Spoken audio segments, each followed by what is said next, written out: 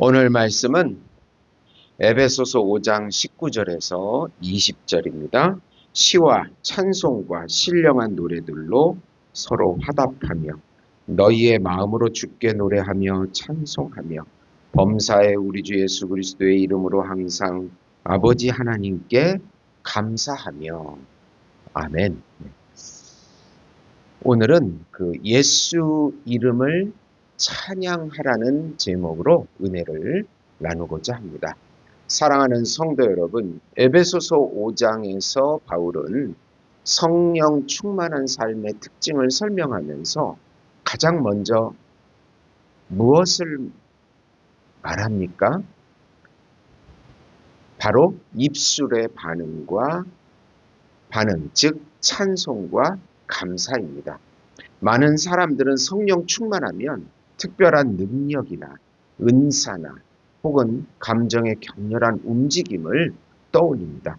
그러나 바울은 성령 충만의 가장 기본적이며 분명한 열매로 예수 이름을 찬양하는 삶과 모든 일에 감사하는 삶을 말합니다. 왜냐하면 성령은 예수님을 영화롭게 하시는 분이시며 예수 이름을 높이는 자에게 하나님 아버지는 기쁨으로 임재하시기 때문입니다. 오늘 말씀의 핵심은 예수 이름으로 마음을 다하여 찬송하고 하나님께 감사하라입니다. 우선 예수 이름을 마음을 다하여 찬양하라. 제가 어렸을 때는 교회가 주로 삶의 중심지이고 항상 교회에서 찬양을 많이 했습니다. 그러나 요즘은 문화가 발달해서 수많은 매혹적인 것들이 많이 있습니다. 그러나 제가 어렸을 그 당시는 기타 치며 오직 찬송 부르는 것이 주된 문화였습니다. 지금 생각해보면 참으로 감사한 생활이었습니다. 지금은 핸드폰이 모든 사람을 장악해서 유럽의 그 어느 나라는 16세 이하까지는 핸드폰을 금지시키는 법안을 이번에 통과시켰다고 합니다. 핸드폰만 하니까 같이 어울리기를 싫어하고 우울한 증상들이 많이 나타나기 때문입니다. 우리의 감정은 세상에 빠질수록 메마르고 우울해집니다.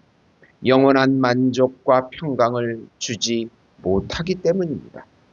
우리 영혼은 시와 시편의 노래들과 찬송과 하나님의 영광을 높이는 노래와 신령한 노래, 영감 있는 찬양들을 불러야 하나님께서 주시는 영적인 만족을 얻게 됩니다. 로제의 아파트를 많이 부르면 흥이 납니다. 그러나 금방 지겨워집니다. 예수 이름을 높이고 찬양하는 것은 우리 마음 깊은 곳에서 우리의 감정을 새롭게 합니다. 삶의 기쁨과 행복을 가져다 줍니다. 그래서 바울은 마음을 다하여 예수 이름을 찬양하라고 말하고 있는 것입니다. 진정한 기쁨과 행복은 하나님에게서 오기 때문입니다. 우리가 마음의 우상을 버리고 예수 이름을 찬양할 때 우리의 존재는 기뻐 뛰기 시작합니다. 우리의 마음은 깊은 만족과 기쁨을 누리게 됩니다. 열심을 다하여 예수의 이름을 높여 찬양하세요. 우울증이 떠나가고 불안, 걱정이 사라지게 됩니다. 예수님이 주시는 깊은 영적인 위로와 안식을 얻게 됩니다. 오늘 19절은 이렇게 말합니다. 마음으로 주께 노래하며 찬송하며.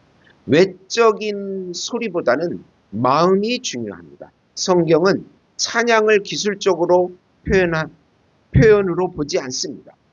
하나님이 받으시는 찬양은 잘 부르는 노래가 아니라 진심으로 예수님을 향한 마음을 담는 노래입니다. 많은 신자들은 마음이 바뀌면 찬양이 나온다고 생각합니다. 하지만 성경적 진리는 그 반대일 때가 더 많습니다. 찬양이 마음을 바꿉니다. 찬양이 영혼의 방향을 하나님께 돌립니다. 예수님을 찬양하기 시작할 때 낙심과 두려움은 후퇴하고 믿음과 소망은 되살아납니다. 한 번은 선교사이자 설교자인 폴 워셔 목사가 영적 공격과 두려움 때문에 깊이 눌려 있을 때였습니다. 그는 기도도 잘 되지 않고 말씀도 잘 들어오지 않을 상황이었습니다. 그러나 갑자기 성령께서 그의 마음에 한 가지를 강하게 주셨다고 합니다. 예수 이름을 찬양하라. 그는 방 안에서 홀로 손을 들고 크게 외쳤습니다. 예수님은 나의 주님, 예수님은 나의 왕, 예수님은 나의 구원자, 나의 반석, 나의 힘이시. 그렇게 10분, 20분 찬양을 하자 영혼을 짓누르던 모든 어두움과 두려움이 떠나갔다고 고백합니다. 바울이 빌립보 감옥에서도 찬송으로 승리한 것처럼 찬양은 단순한 음악이 아니라 영적 전쟁의 무기입니다. 성도는 마음으로 깊은 곳에서 예수 이름을 찬송해야 합니다. 예수는 나의 힘이시오, 지혜이시오, 반석이시오, 요새시오, 산성이시오, 생명이시오, 환난 날의 피난처이시오. 본문은 동시에 서로 화답하며 라고 말합니다. 개인의 찬양은 공동체의 신앙을 세우고 공동체의 찬양은 개인의 영혼을 다시 일으킵니다. 예배 중에 함께 부르는 찬양이 상처받은 영혼을 치료하고 절망한 사람에게 소망을 주며 낙심한 형제에게 힘을 줍니다. 성도는 예수 이름을 찬양하는 순간 이미 서로를 붙들어 세우는 영적 공동체의 역할을 하는 것입니다. 한 신자 가정이 심한 재정적 위기도 겪고 부부 관계도 냉랭해졌습니다. 그러나 어느 날 아내가 결단했습니다. 우리는 다시 찬양부터 회복하자고.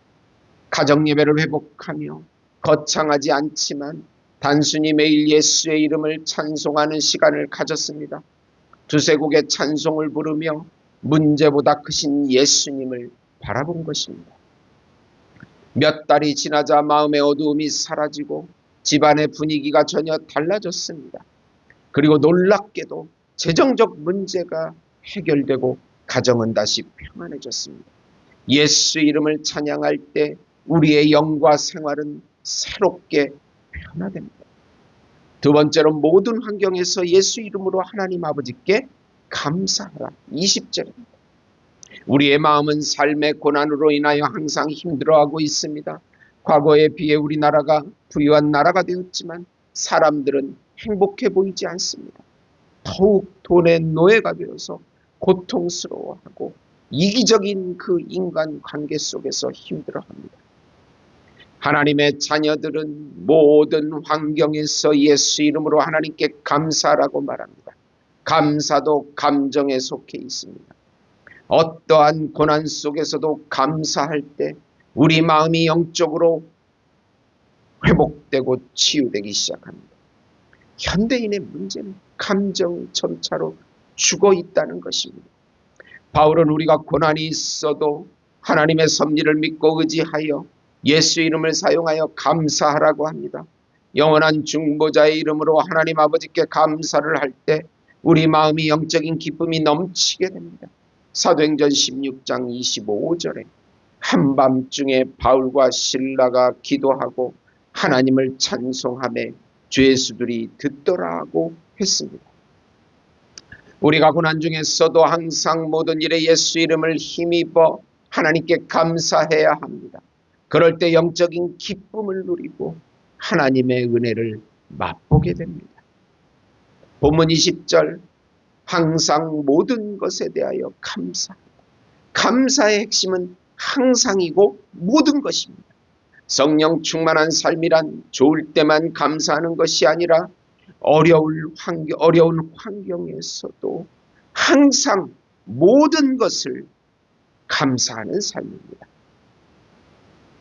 환경이 좋아서 감사하는 사람은 신앙의 사람이 아니라 감정의 사람입니다. 환경이 어려워도 예수의 이름으로 감사하는 사람은 하나님을 신뢰하는 믿음의 사람입니다. 왜 우리가 모든 일에 감사할 수 있을까요? 예수님이 나를 구원하셨기 때문에, 예수님이 나와 항상 함께 하시기 때문에, 예수 이름이 어떤 상황도 역전시킬 수 있기 때문에, 예수 이름은 우리의 감사의 이유입니다. 조지 밀러는 고아들을 돌보던 중 어느 날 아침 식탁에 먹을 것이 아무것도 없었습니다. 아이들은 배가 고팠고 스태프들은 걱정하며 말했습니다. 감사할 것이 없습니다. 기도하기 어렵습니다. 그러나 뮬러는 말했습니다. 예수 이름으로 감사합시다.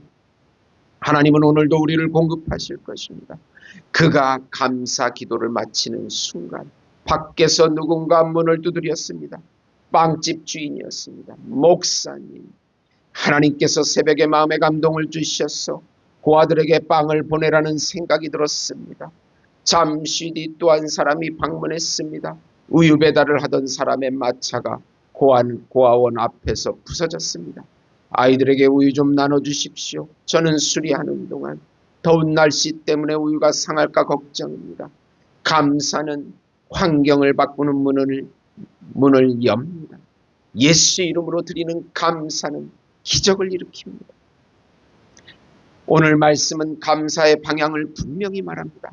하나님 아버지께 감사하고 예수 이름으로 하나님께 직접 감사드릴 때 우리의 신앙은 더욱 깊어집니다. 우리는 세상에 감사하는 것이 아니라, 환경에 감사하는 것이 아니라 하나님 아버지께 감사하는 것입니다. 그분은 우리를 사랑하시고 좋은 것으로 인도하시며 예수님의 이름을 통해 우리를 언제나 축복의 길로 인도하십니다. 어느 목회자가 교회 안에 많은 어려움 때문에 깊은 우물과 낙심에 빠졌습니다. 설교 준비도 힘들고 기도도 되지 않았습니다. 그러던 중 한 선배 목회자가 말했습니다.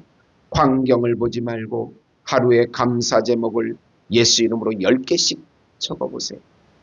환경은 바뀌지 않아도 마음은 변할 것이요. 그는 순종했습니다.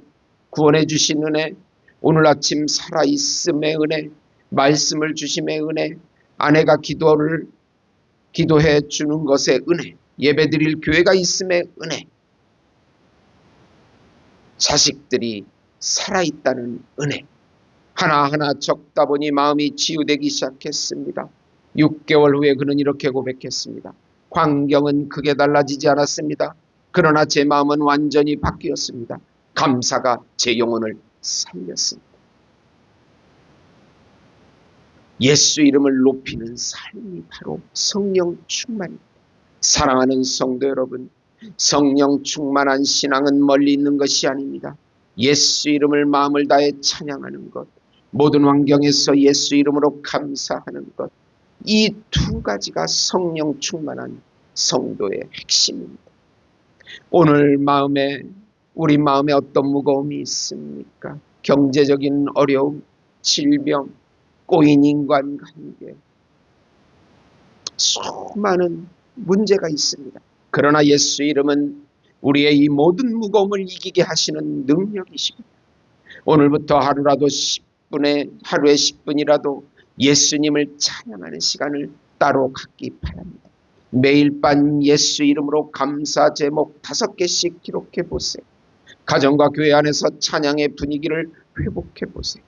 찬양이 다시 시작되면 하나님께서 새로운 일들을 이루십니다.